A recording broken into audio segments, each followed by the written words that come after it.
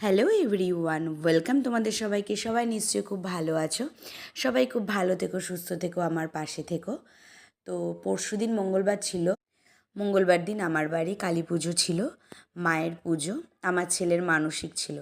দেখো, এখানে ঠাকুর বসানোর জায়গা করা হয়েছে। এখানে সব কিছু গুছানো চলছে মায়ের আগমনের জন্য। তো বরণডালা সাজানো হয়ে গেছে, সব কিছু সাজানো হয়ে গেছে। আর এদিকে ঠাকুরের ভোগের জন্য যা যা তৈরি করার, লুচি, সুজি, ভাজা, তারপরে নাড়ু, খই, সব কিছু রেডি করা হচ্ছে। আর এই যে দেখো, আমি সকাল সকাল স্নান করে নিয়েছি আর উপোস রয়েছি। একটু দেখো চোখ মুখটা আমার কেমন একটা লাগছে।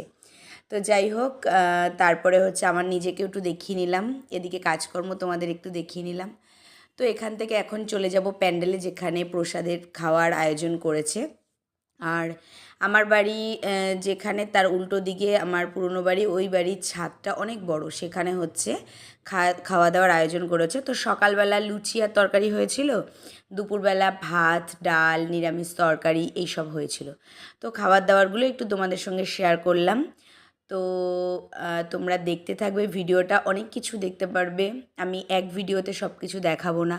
এরপরে আসবে হচ্ছে ঠাকুর আনতে যাব সেই ভিডিও, বরণের ভিডিও, তারপরে হচ্ছে রাতের পুজোর ভিডিও, সব ভিডিও অল্প অল্প করে দেব।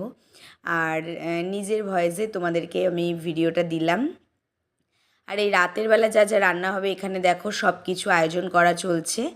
আর জানো তো, পুজোতে না একটু খাটাখাটনি গেছে, আর একটু চেঁচামেচিও করা হয়েছে। এই জন্য না গলাটা ভেঙে গেছে আমার। আমার ভয়েসটা তোমরা বুঝতে পারছো কি না জানি না। তো যাই হোক, আর এই ভাদ্র মাসে তো একদম যা গরম পড়ে জানোই।